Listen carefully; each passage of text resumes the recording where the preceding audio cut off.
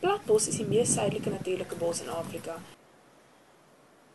En hier groei woudreuse wat meer as 1000 jaar oud is. Deesdae kom onnatuurlike bosbrande al hoe meer gereeld voor en die onus rus op die eienaars François en Melissa Kriege om die stukkie paradys naby Stanford te beskerm. Rooikraans het die bos gered. Die mense het die gekap en tot die rooikraans aangekom. Maar die ander kant, die rooikraans is nou dig aan die bosrand, soos julle gesien het.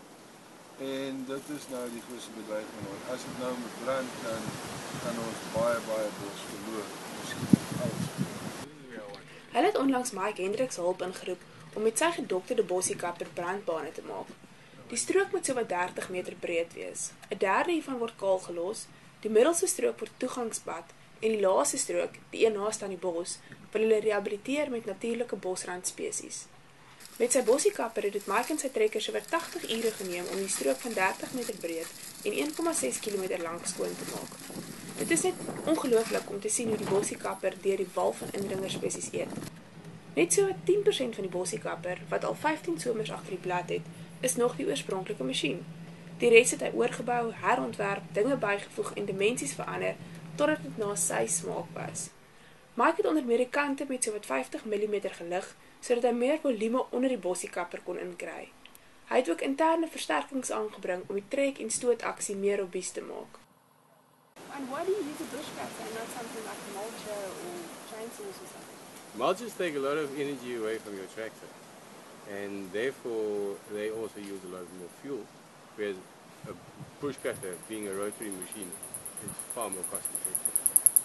So my rates can be lower. After it's slashed and felled by the first set of knives, there's an additional set of knives which I've developed in order to condition the stump, to fragment it in such a way and destroy it so that it cannot translocate.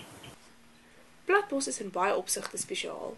Minder as 1% van die Wes-Kaapse oppervlak bestaan uit natuurlike bos. Boonop groei platbos op 'n oeroue sandduin en dit spog met sowat 13 inheemse boomspesies. Die ou melkkout het hier 'n epifytiese vetplant. Sy naam is Peperomia. En hier is 'n epifytiese varing. In Engels word hy resurrection fern genoem, want as hy weer nat word, dan is hy heldergroen.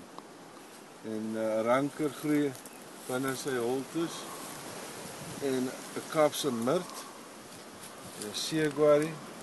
So in hierdie bos is 'n boom nie net 'n boom nie, dis ook 'n tuiste vir allerlei diere en plante wat saam met hom leef.